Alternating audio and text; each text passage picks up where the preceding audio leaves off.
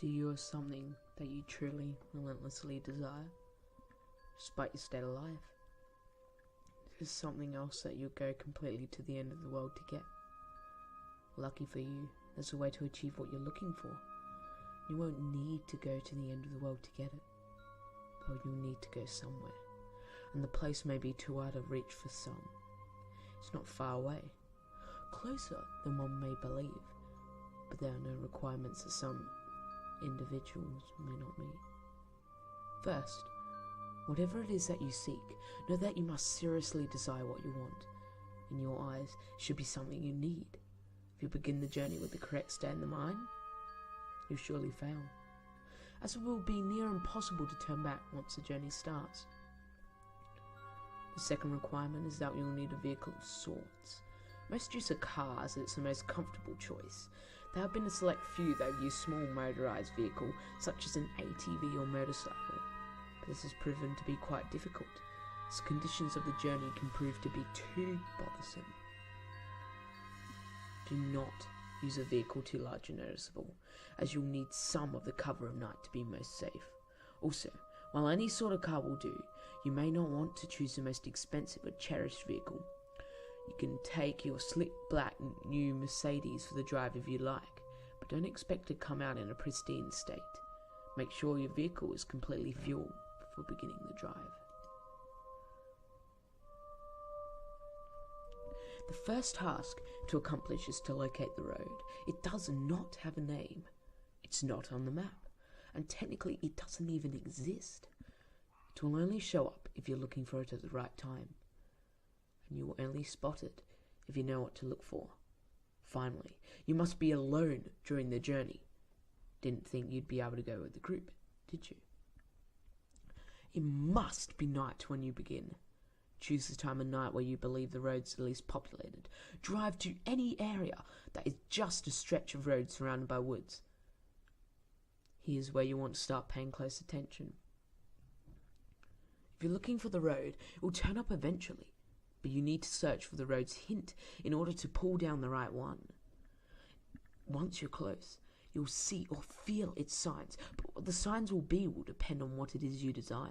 For example, if you're in search of wealth, you may spot shimmers on the empty branches of trees, as if they resembled the shine of gold or diamonds. If you seek love, you may begin to see rose petals slowly dance in the light breeze, blowing in the road's direction.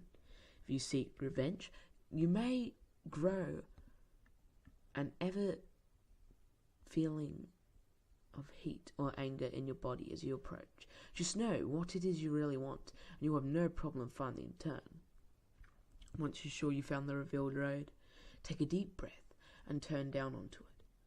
At this point, you officially started down the nameless road, which brings you through 11 miles, leading to whatever it is you seek.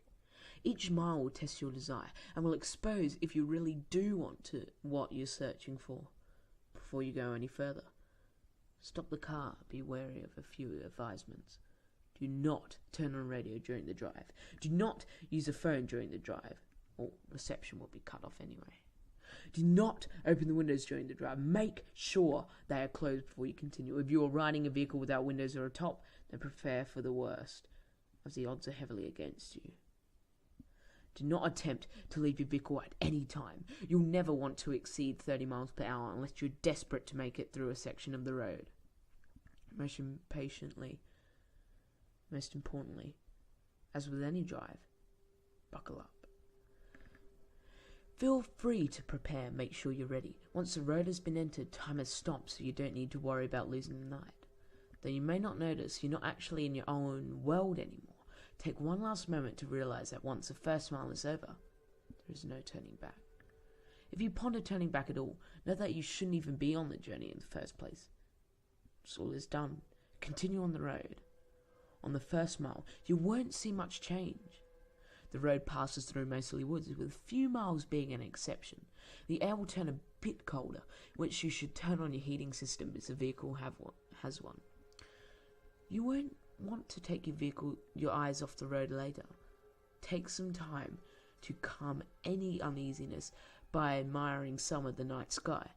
You'll see it completely lined with stars, more than what you would ever believe possible. If the weather was cloudy beforehand, you'll also notice the sky is now clear. The second mile, the air will become even colder. This is primarily the reason why travelling in open vehicles is very difficult. With each mile, the air will drop in temperature, even if the season should be warm. If the air is too cold to bear, even with the heat on, the only option is to speed up. With each mile, the road also becomes more complex, taking more turns and showing an increasing amount of road hazards. Be sure to always keep focus on the road in front of you in order to avoid as many bumps or obstacles as possible. Hitting few rocks and potholes won't hamper your progress too much, but you want to keep in the best condition for as long as possible. If your vehicle is forced to a stop because of damage, and there's nothing left you can do but eventually freeze to death. The third mile, you may begin to spot silhouettes of human figures in the linings of trees. Pay no attention to them, even if they seem to get closer. It'll be hard to resist peeking at their unnerving, distant appearance, but know that they will reveal themselves later. At this mile, the road will become dirt if you weren't driving on it in the beginning. Keep to the centre of the path, as it will become narrow and wide at random intervals. On a quick side note, should you ever attempt to turn around despite the previous warnings, you'll be left on a path which never ends. You'll simply run out of fuel eventually, and be left to freeze in the cold conditions. On the fourth mile, you'll not only see more of the figures, but you'll begin to sense or hear them. In the back of your mind, a very faint, unintelligible whisper will echo. These will come and go, but you can't stop them. They become bothersome or distracting. Try and tune them out by thinking of what it is you desire.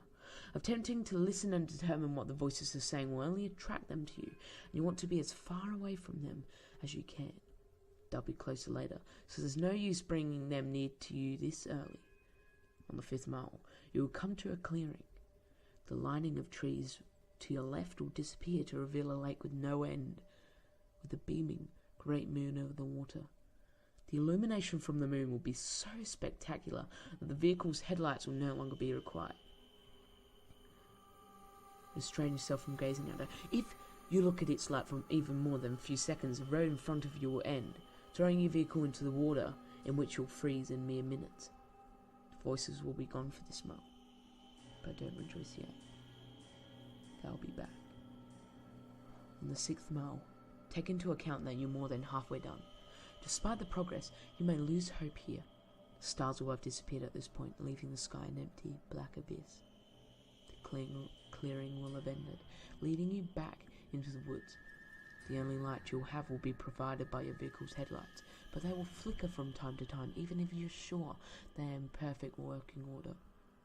If you have a radio in the vehicle, it will turn on here automatically. If you didn't turn off beforehand, it will produce an overwhelming screech that'll send you off the path. A calm voice will then begin to speak about your greatest fears, what it is you are horrified of in your life. It will speak in a way that'll cause you to visualize the words in your mind, so don't listen to it. If you begin to comprehend what it's saying, the horrors will prove too much for you to stay on the road safely. Attempting to turn off the radio will prove no use. Speed up if you need to. Just keep your mind off the voice as much as you can. As you approach the end of the mile, the voice will fade out the speakers, leaving your ears at peace. For now. On the seventh mile, the voices from the figures will return. It won't sound like a whisper this time, but more like distant screams, growing closer with each second. At some point on this mile, you'll hear one of them in your ear, as if one of them were right behind you. This is because one of the figures have found their way into your vehicle. You're not turning around. The faces will shock you to a paralysis, leaning you off the road. If you don't draw attention to it, you'll become uninterested and hopefully leave. These beings are said to be the ones who have travelled down this road before, but were not successful. They live the remainder of their existence suffering, in the darkness, with their only goal being to bring other travellers down with them. It has been said from experience that these beings can't physically harm you, so as long as they don't cause you to wreck, you should be fine. On the 8th mile, slow down if you're going too fast. The road here takes very sharp turns, which, if overshot, will throw the vehicle into a pit through the trees. The cold is near fatal here, If you were to have a glass or bottle of liquid in your vehicle, it would be solid in seconds. The heating system will become completely obsolete. Your headlights will flicker more, sometimes shutting off for a few seconds. You should brake if this happens, but do not completely stop. The figures will be following you at this point, and should you stop for too long, they'll surround and trap your vehicle. More of their screams can be heard from outside your doors, sometimes even sounding a maniacal laughter. The hands will claw at your windows, desperate to reach in and feel something living. Do not look at them. They won't block your windshield, and the last thing you want to happen is to crash and be trapped with them. If you don't make it from here, pray that it's a freezing that ends you. The 9th mile, your vehicle will stall. The headlights will shut off, as will all other systems inside. There's nothing you can do to prevent this. But all you need to do is close your eyes and immediately attempt to restart the vehicle. Keep your eyes closed, as the figures would have surely surrounded you at this point. The starting of the vehicle will frighten them, and they'll all back away temporarily. This will give you a chance to start moving forward again. If you begin to hear the windows crack from their struggle, don't lose focus. The beings can alter the vehicle, but remember, they still do not have the strength to physically affect you. You'll hear nothing, but their voices rampage in your mind, as there could be anywhere between a dozen or 100 after you now. Once you start the vehicle, floor it so long as you can stay on the path. When the mile's done, the beings will retreat. On the 10th mile, the voices of the beings will stop. If you are to look in your rear view mirror, do not actually do this. You'll see them following you, but not as if they are chasing. They're watching you, as if they are seeing you off. As you go down the 10th mile, the road will be smoother, as if you were back on the 1st mile. The figures will be lining the sides of the path ahead of you. They won't be after you, but they'll watch you as you pass. Some have theorized that the beings are impressed there, that you have come a long way on the journey to what you desire. This is false. They're not impressed, but they're happy. They're happy you're about to approach the next mile. They're happy because you're most likely going to your death. On the 11th and final mile, everything in your vehicle will lose power, as it did on the 9th mile. The vehicle will normally be immobile, but you'll still be moving. An unknown force will be pulling you forward. In the darkness, you'll see a glowing red light up ahead, as if it were a light at the end of the tunnel. Close your eyes and cover them. Do whatever else to make sure you do not see what you're about to go through. Covering your ears would also be helpful, but keeping your eyes covered should be a higher priority. The red light is another clearing, but there's no moon or lake this time. Once it's entered, unrelenting and inconceivable noises will sound from all directions. No amount of bravery and condition will spare you from these sounds. The cold will turn to a merciless heat, burning all parts of the vehicle. You'll feel the illusion of the flesh being burned off your bones, that every part of you is being destroyed as you travel through screams and inaudible suffering. As long as you keep your eyes closed and resist the urge to see where you are, you'll survive through the suffering. This will last a total of 31 seconds, but many fail to keep their vision closed during that time and are left to the worst fate of the road. Where is the smell located? Those who have survived do not know. Some have named it the transmission from hell. Whether it's part of hell is debatable. After the final mile, power will return. Stop the vehicle. Take a moment to possibly regain some of your sanity. Let the screaming in your ears begin to fade and know that you have nearly completed your journey with the hardest task overcome. Breathe and begin to drive forward once again. After only a kilometre, your vehicle will arrive at a dead end. Stop here and don't attempt to move again. Nothing will happen right this second. But do not be disappointed. Relax and close your eyes. Imagine in your mind what it is you've desired the entire time. It will most likely still be the same as when you entered. With some, this desire may actually change through making this journey. Think about what it was that you went through such terrifying and difficult means to acquire and imagine possessing it in your hands. Once you have completely visualized this, slowly open your eyes. You'll then find yourself at the beginning of the unnamed road. When you first began, this may confuse you, but know that you are finished. Your task is done. Your mind will then turn to your reward. If what you desire was material, check in the back seat or the trunk of the or in the trunk if the object is large. If the object was small enough, it might already be in your pocket. If what you desired was non-material, then do not be disappointed that the change is not immediate. Turn back to where you came from, and you'll find in your life that what you wanted is there. You may have found the love of your dreams.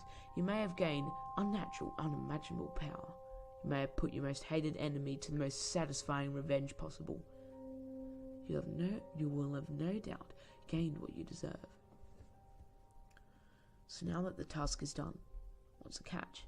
Is your vehicle cursed? If there's something about to lose, is your death imminent? The answer to all is no, of course. You've done the challenge. You've proved worthy of what you desire. As stated before, the sounds of the 11th mile will continue to exist in your mind, potentially causing you some vivid and unusual nightmares, but these should prove as nothing compared to what you've gained. Now, one last question. Is there something else you desire? Are you not yet satisfied? After all, you're left right back where you started. The road's right in front of you. So are you up for another drive? If so, buckle up and just move forward.